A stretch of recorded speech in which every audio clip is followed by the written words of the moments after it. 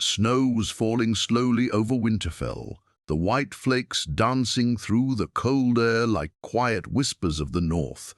Daenerys Targaryen stood near the window of the great hall, her silver hair glowing in the faint light. It had been months since the war ended, and though peace had returned to Westeros, the fire inside her still burned.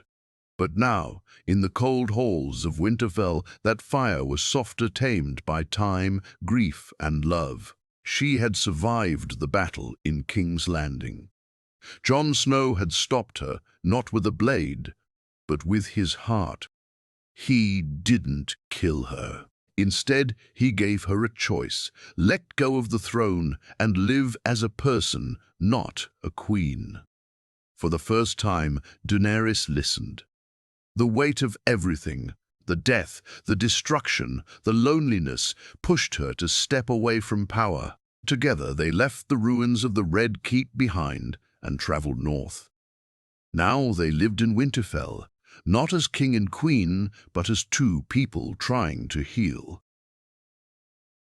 The people of the north didn't trust her. Whispers followed her in every hallway.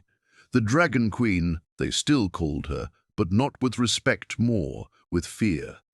Some even believed she would one day burn Winterfell like she did King's Landing. Jon stayed by her side, trying to protect her, but even he couldn't stop the cold stares. One afternoon, Daenerys sat in the Godswood, her cloak wrapped tightly around her. The snow-covered branches above her didn't bring peace, but they reminded her of where she was. She heard the soft footsteps behind her. "Sansa doesn't trust me," Daenerys said without looking. Jon came and sat beside her. "She doesn't trust anyone who once wanted the throne." "I didn't just want the throne, Jon. I burned for it," she whispered, her voice shaking. "And I burned too many along the way." Jon looked at her, pain in his eyes. "You stopped. That matters." "Does it?" she asked, her eyes meeting his. "Do second chances matter in the north?" Jon didn't answer. Later that evening, in the great hall, Sansa sat across from Daenerys at the long table. The air between them was cold. Arya watched quietly. Bran, now the three-eyed raven, barely spoke unless asked. Dinner was quiet until Sansa finally said, "The north remembers, Your Grace. And it remembers fire." Daenerys placed her cup down gently. "Then maybe it's time the north learns to remember mercy too." Sansa's eyes narrowed. "Mercy is earned." Jon stood up, tension rising in his face. "Enough. We've had enough war between us. We need peace." No one said anything after that. The silence was loud. That night, Daenerys went to the stables where Drogon rested. He was quiet now, as if he too felt the weight of this new life. She laid her hand on his warm scales. "They'll never forgive me," she whispered. Drogon rumbled, his breath steaming in the cold air. Jon joined her a moment later. "You're not alone," he said. "Not anymore. I used to dream of ruling the 7 kingdoms. Now I just wish they'd stop looking at me like I'm a monster." Jon stepped closer, putting his arms around her. "You're not a monster. You're just human." For the first time in a long time, Daenerys leaned into someone's arms not as a queen, but as a woman, tired of war, tired of blood, and unsure of where she belonged. But peace in Winterfell was uneasy, and not everyone wanted her to stay. Something dark was brewing beneath the snow-covered silence, and Daenerys could feel it like an old fire trying to spark again. The days in Winterfell grew colder, but the looks thrown at Daenerys only grew sharper. She tried to keep her distance from most of the castle folk. Her dragon, Drogon, nested far from the walls, too large, too dangerous, and too feared to stay close. The children of the north whispered stories about him, as if he were some nightmare lurking beyond the trees. Jon tried to shield her from the hate, but even he was not blind. One morning, a servant refused to take Daenerys' cloak. Another day, a boy spat near her feet when she passed the courtyard. Every moment reminded her she didn't belong. Sansa remained polite but cold, watching Daenerys like a hawk. There was no open insult, no direct accusation, but something darker hung between them, like a sword waiting to fall. Then it happened. A raven arrived from the Vale, carrying news of tension in the Riverlands. A group calling themselves the Sons of the North was spreading rumors claiming Daenerys planned to burn Winterfell once Jon left on his next patrol to the Wall. They said she was just waiting for the right time. Jon was furious when he heard it. He called a meeting in the Great Hall. Lords and ladies from nearby houses came, sitting at long tables, candles flickering against stone walls. "She's not here to rule," Jon said firmly. "She gave that up. She's here because I asked her to stay. As my guest, He paused. Daenerys stood beside him, tall and proud, but inside she was shaking. "As my family," Jon finished. Sansa rose slowly. "And yet your guest brings fire and fear with her." "The people are scared, Jon, not because of rumors, because of what she's done." Daenerys stepped forward. "I will not apologize again for my past.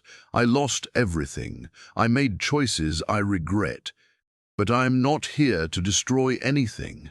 I am here because Jon Snow gave me something I never had: hope." The hall was quiet. Too quiet. Then Lord Serwyn, an old northern lord with a twisted mouth, stood. "Hope or hunger for a crown? You are Targaryen. Fire runs in your blood. You can't change what you are." That night, someone tried to poison her. It wasn't obvious, just a wine cup left at her table. Arya caught it first.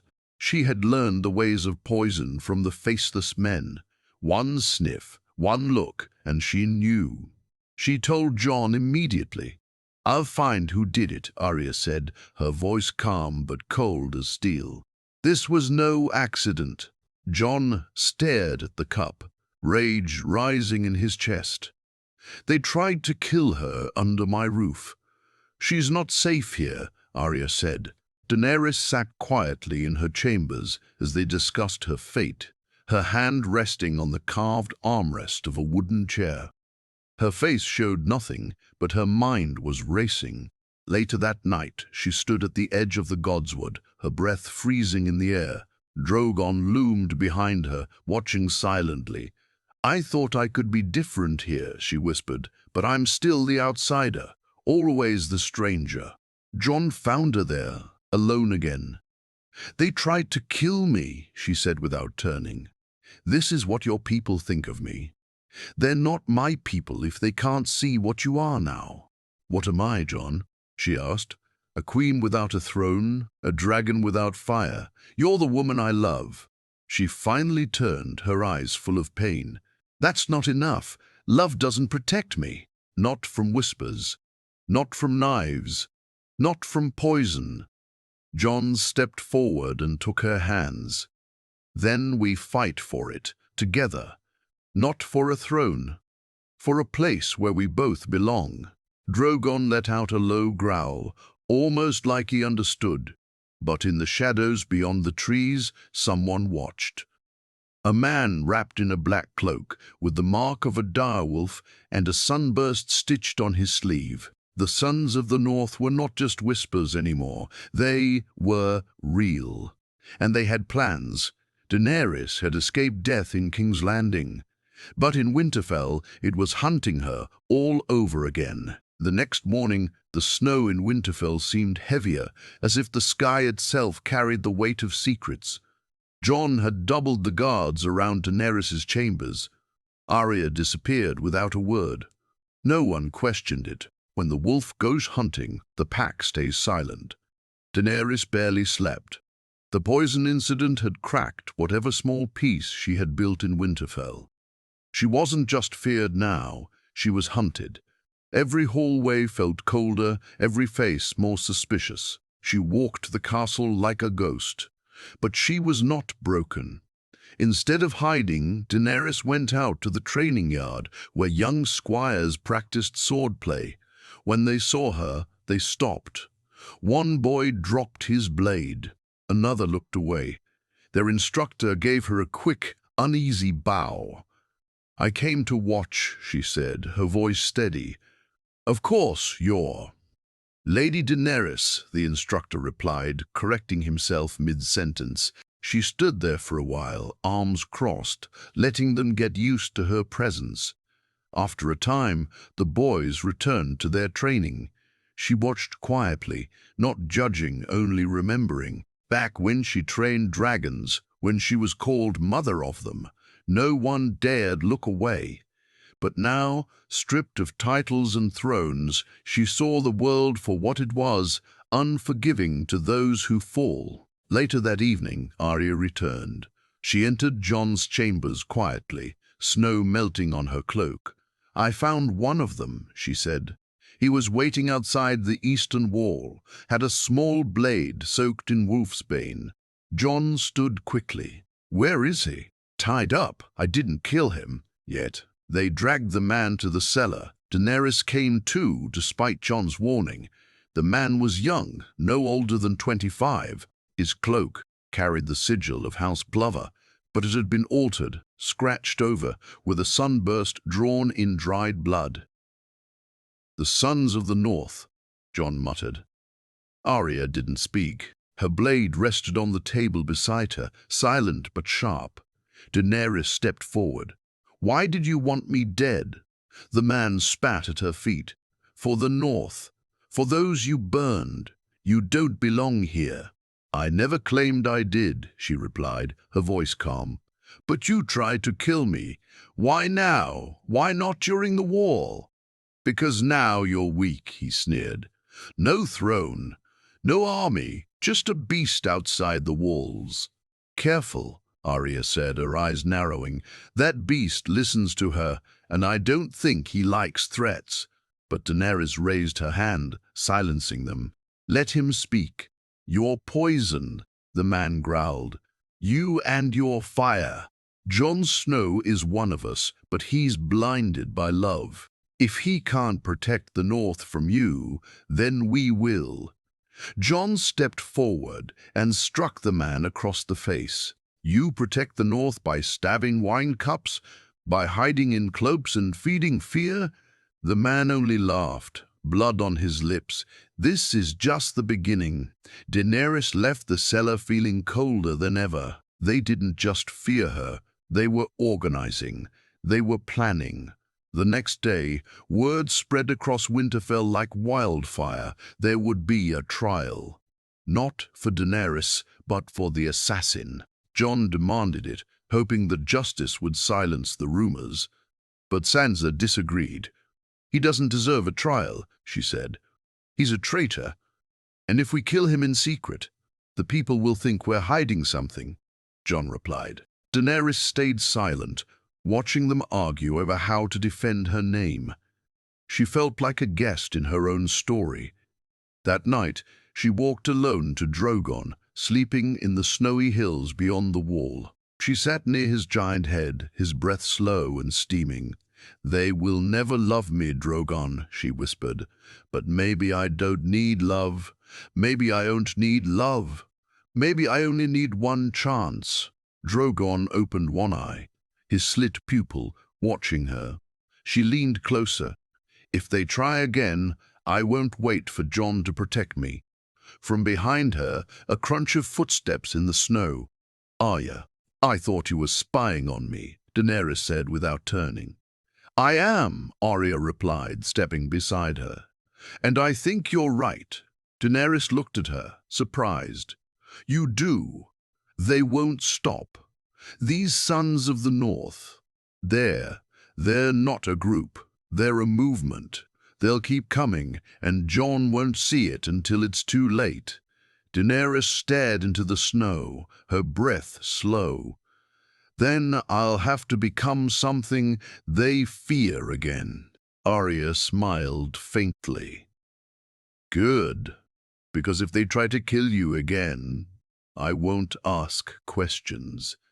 I'll just use my blade."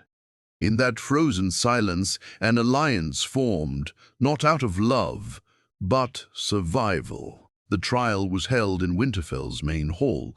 The walls echoed with silence as lords, ladies, and soldiers gathered to witness what was being called justice, though many came only to watch Daenerys, waiting to see how far she'd go. She sat beside Jon, her silver hair braided tightly, her face unreadable.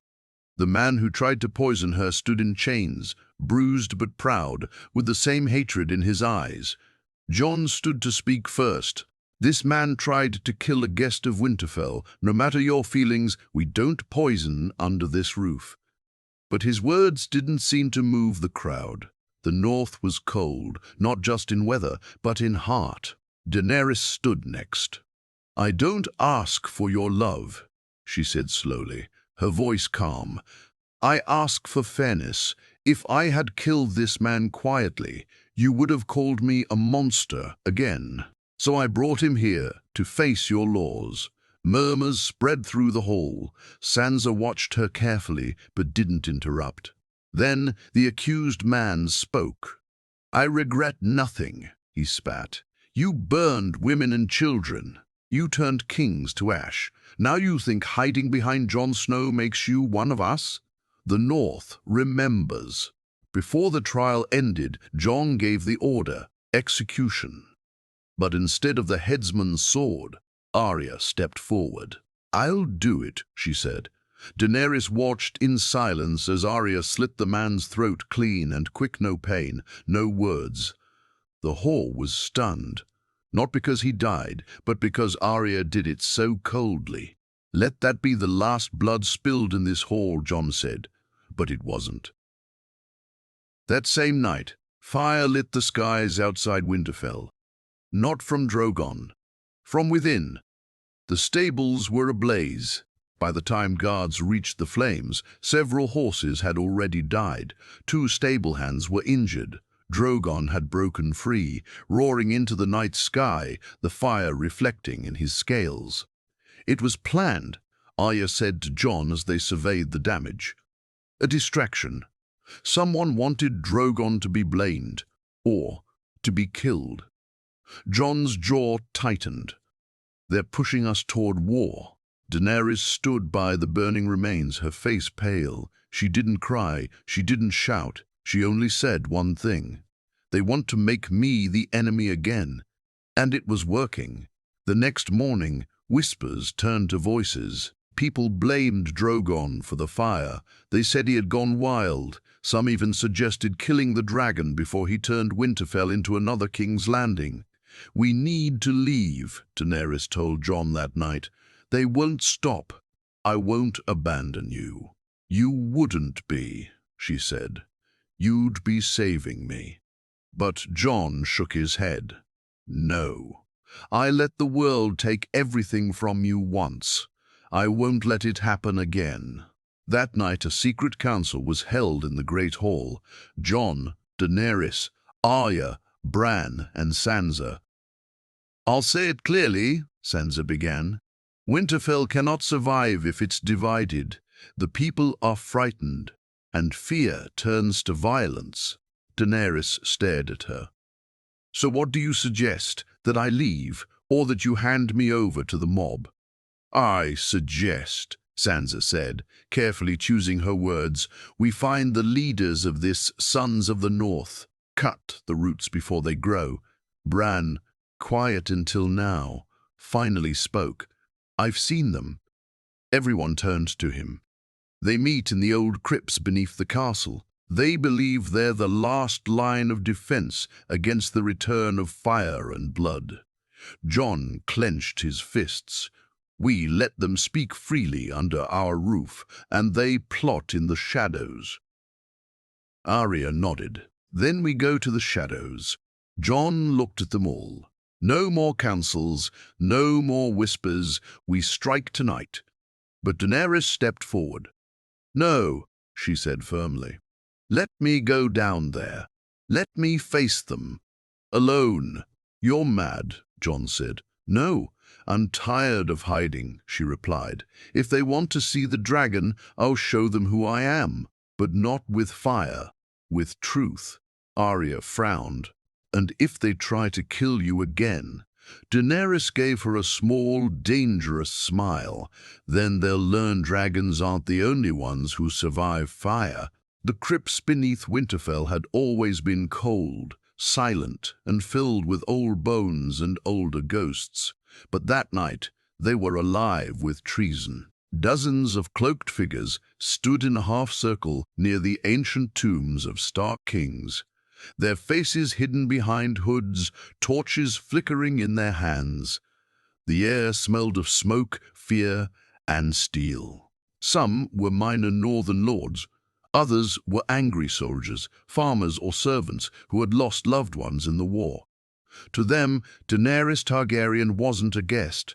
She was a threat wrapped in a dragon's shadow.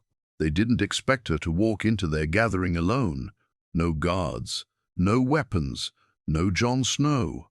Just Daenerys, wearing a black cloak over her simple dress, her silver hair loose and blowing under the firelight.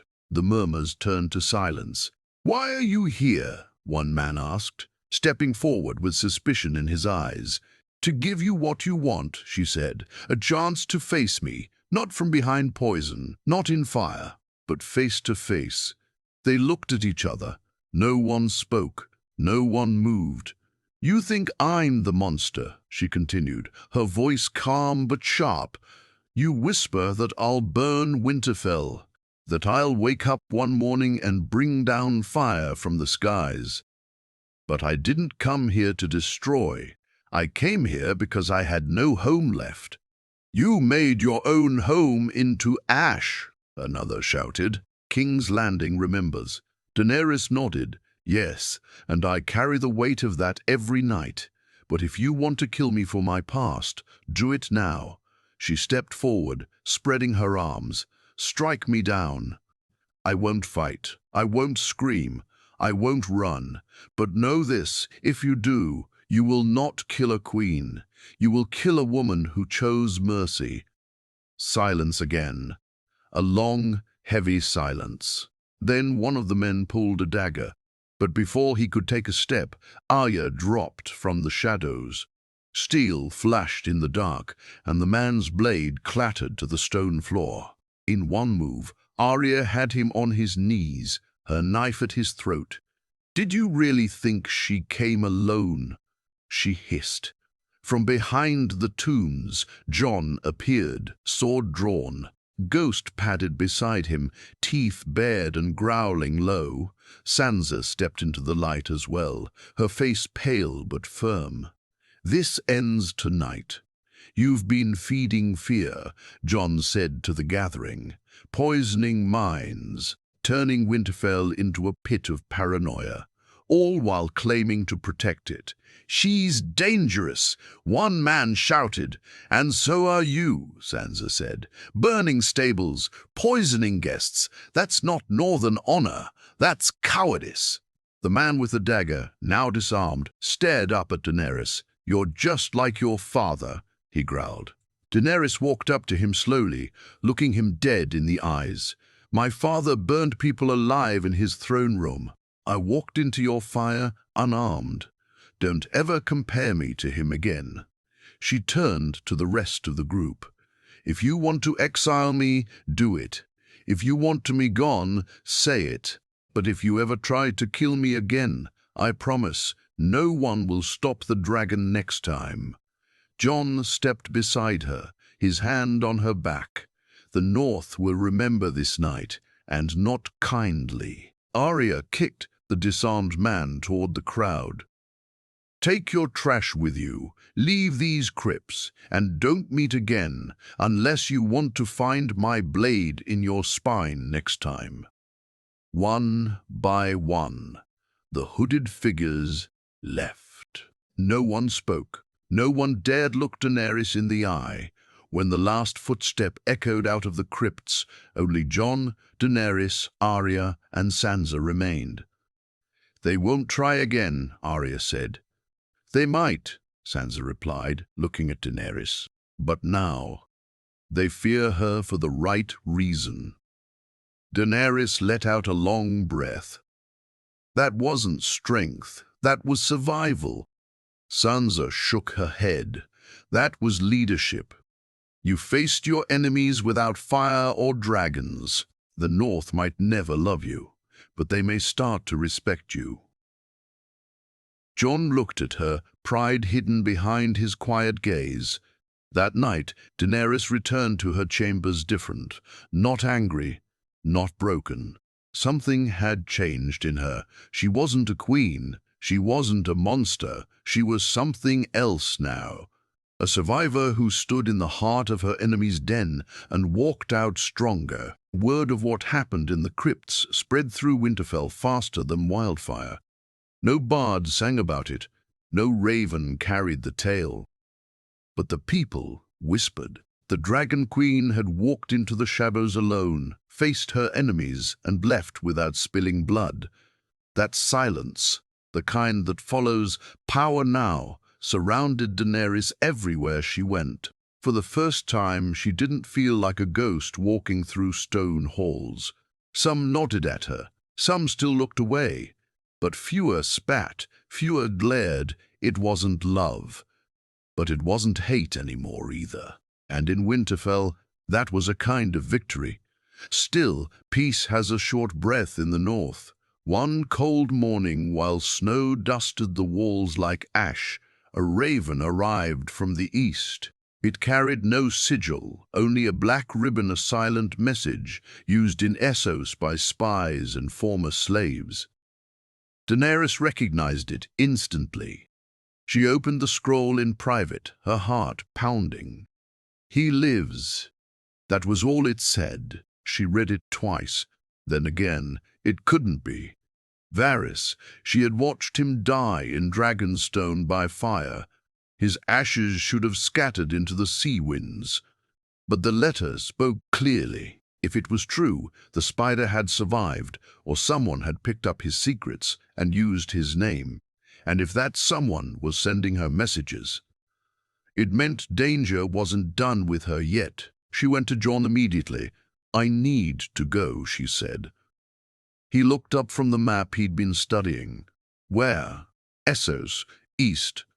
Just for a few days." Jon frowned. "What's out there that you need now?" She hesitated. "A ghost. You're not going alone." She shook her head. "If I take soldiers, I'll look like I'm preparing for war. If I take Drogon, I'll look like I'm threatening. I need to do this quietly." Jon stepped close, his eyes firm. "Then I'm coming with you." But Arya, standing by the door, interrupted. "No, let me go with her." Daenerys blinked. "Why you?" Arya shrugged. "I move in silence. I kill in silence. If someone's using the name of Varys, they're not just trying to scare you. They're trying to pull you back into the game. And you don't belong in that game anymore." Jon looked between them, torn. Finally, he nodded. "Go, but return quickly." Within hours, Daenerys and Arya slipped away from Winterfell, wearing thick cloaks and traveling on horseback, not by dragon. Drogon was left hidden in the mountains, under Jon's protection, ready to burn if needed. The journey was quiet. Cold winds followed them as they crossed into the east. On the fourth night, they reached the shoreline near White Harbor, where a small ship waited arranged by the same contact who sent the raven. On the ship, Daenerys stared out over the black waters, her face pale under moonlight. "You think it's really him?" Arya asked. "No," Daenerys whispered, "but if it's someone using his name, they know things they shouldn't." Arya nodded slowly. "Secrets don't die. They wait." By the fifth night, they reached an abandoned outpost once used by merchants trading between Westeros and Essos. There, in a dark chamber lit only by lanterns, they found a man waiting. He was old, hooded. Half his face burned. Daenerys stepped forward, breath caught in her throat. "You're not Varys." "No," the man rasped. "But I served him once, before the fire, before your dragon cooked his master. Why send for me? The man smiled weakly. Because Varys had letters, secrets he copied and scattered. One of those letters speaks of your child. Silence. Daenerys froze. Arya looked at her, confused. What child? The man pulled a scroll from his cloak. Before King's Landing, before everything, you were with child, your grace. You didn't know. But Varys suspected. Daenerys took the scroll with shaking hands, reading the contents slowly. Her breath hitched, her knees weakened. Arya caught her before she fell. The scroll confirmed it. A healer in Dragonstone had written about her sickness, the fatigue calling it signs of early pregnancy. But with the war, the battles, and then Jon's betrayal, the child had been lost before it could grow. She never even knew. Arya stared at the man. Why tell her now? He leaned back. Because grief makes queens careful, but pain makes them powerful. The North thinks she's soft now. This scroll will remind them what she's lost, what she can become. Arya's eyes narrowed. You want to awaken the dragon again. The man's smile widened. No, I want to remind her she never stopped being one.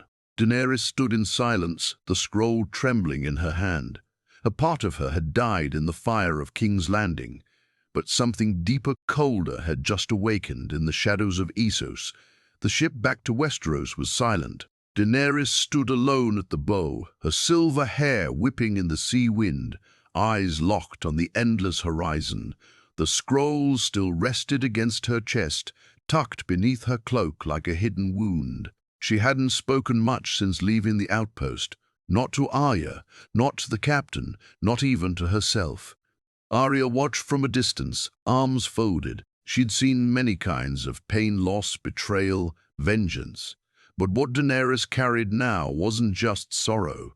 It was something sharper, heavier, a grief buried so deep it turned to steel. When they reached the shores near White Harbor, snow had already begun to fall again. The cold bit harder now, as if the North could sense what stirred inside the woman returning. Back in Winterfell, Jon stood on the walls, watching the grey sky when he saw them arrive. Arya dismounted first, but Daenerys followed behind her slowly, her eyes calm but unreadable. Jon rushed to her. "Are you all right? What happened?" She didn't answer at first.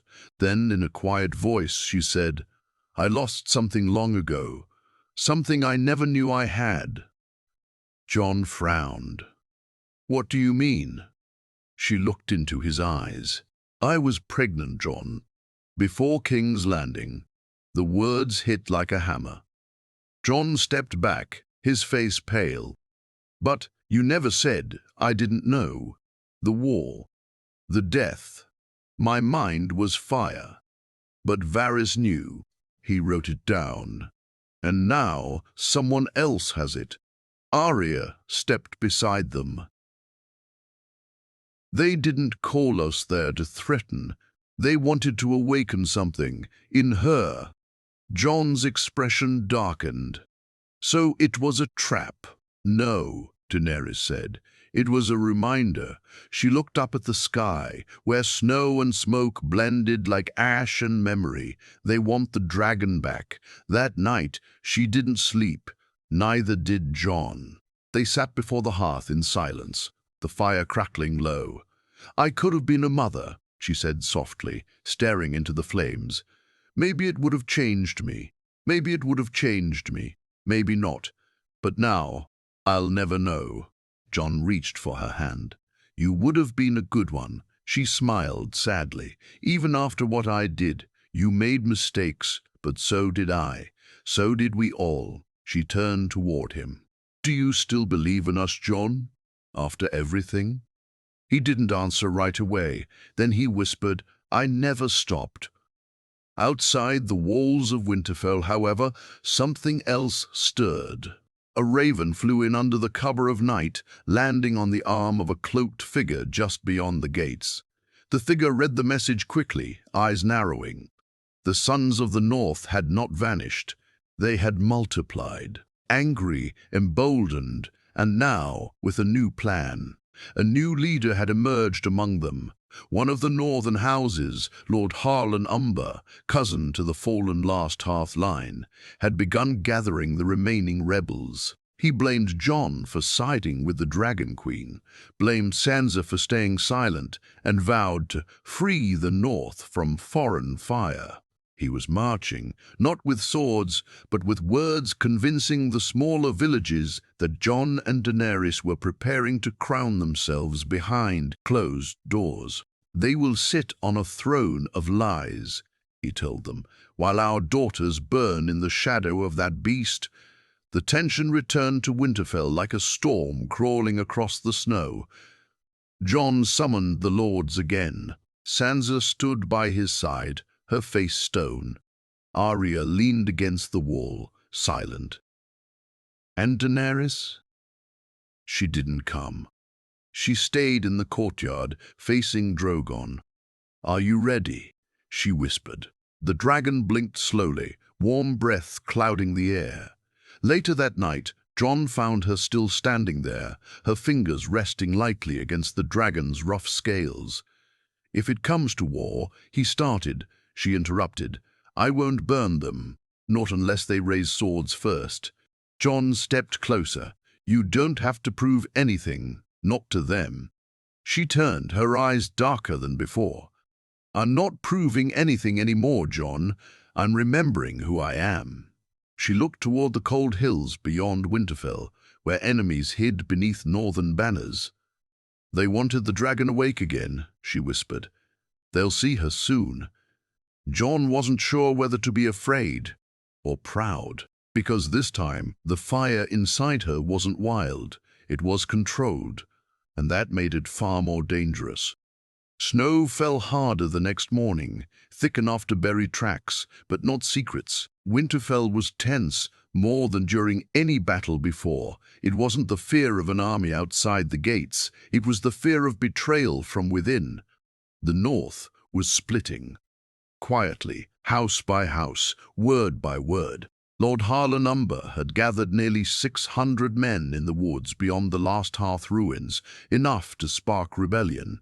He sent a raven to Winterfell with one message: "Send her away, or war comes before moonrise." Jon read it with clenched fists. Sansa stared at the parchment, then at Daenerys, who stood quietly by the window, her face unreadable. "He won't stop," Jon said. "Even if you leave, he'll still claim we betrayed the North." Arya leaned against the door. "Then maybe we stop waiting for him to make the first move." But Daenerys finally spoke. "There's one thing rebels always fear more than war." They all turned to her. "A queen who forgives," she said slowly, "but doesn't forget." Jon frowned. "You want to parley? I want to end this without fire. Once." At noon, a rider was sent to the rebel camp with a white flag and an offer. Daenerys would meet Lord Harlan face to face, alone, at the Godswood before sunset. Everyone thought she was mad. Arya argued. Jon begged her not to go, but she insisted. "I am tired of being the villain in their stories," she told them. "Let me write a different ending." As the sun dipped low, Daenerys walked into the Godswood, where the old weirwood tree stood like a ghost from another time. She wore no crown, no armor, just her black cloak, the Targaryen crest barely visible in the falling snow. Lord Harlan was already waiting. He was taller than Jon, broad-shouldered, with hard eyes and a heavy beard. Behind him stood 3 armed men. His expression was smug, certain that this was the day the Dragon Queen would bow or die. "I expected you'd come with your beast," he said. "I came with something stronger," Daenerys replied. "Courage." He chuckled. "Courage won't stop a blade." "No," she said, stepping closer, "but words might stop a war." He scoffed. "You're not one of us." "You never will be." "I never tried to be," she answered. But I've bled for peace. I've buried my children, my people, my throne, all of it." He stared, unmoved. "You think you're saving the North from me," she continued. "But all you're doing is feeding fear to men who want someone to blame. You burned cities," he growled. "What happens when Winterfell says no to you?" She looked him dead in the eye. "Then I walk away." Again. That silenced him for a moment. He stepped forward, just a foot away now. "You expect me to believe you've changed?" "No," she said. "I expect you to believe that if I hadn't, you'd be ash already." A tense silence hung between them. Then, from the trees beyond the godswood, a sound cracked through the stillness. A roar. Drogon landed behind the weirwood tree like death itself, wings spreading wide, snow flying from the force of his landing. He didn't roar again. He simply stood, towering, steam curling from his nostrils, his golden eyes locked on Lord Harlan. Daenerys didn't move. "You said you came without fire," Harlan whispered. "I did," she said, "but fire watches." He looked at the beast, then at her. "You're threatening me." "I'm reminding you," she said coldly, "that mercy has limits." Behind them, a dozen figures emerged from the trees, northern lords who had once stood with Harlan. But now, seeing her calm, her courage, and her dragon still leashed, they hesitated. One of them dropped to a knee, then another, and another. Even Harlan looked shaken now. "I won't kill you," Daenerys said, "but I will never let you kill what I'm trying to build. If the North wants peace, it must stop running from the fire and start standing in the light." She turned her back to him and walked away. Drogon followed, silent as death. That night, Lord Harlan fled. By morning, his camp was gone. Winterfell remained untouched, and for the first time, the people said her name, not with fear, but with awe. Daenerys stood on the battlements with Jon at her side. Snow still fell, but so did the silence that had haunted her for so long. "Do you still feel like a stranger here?" he asked. She looked over the walls where people walked without staring. Children played in the snow again. A banner flew not of the wolf, not of the dragon, but both, sewn side by side. "No," she whispered. "Now I feel like something better." Jon smiled. "What's that?" She smiled faintly, the fire in her eyes quiet but alive. "Home."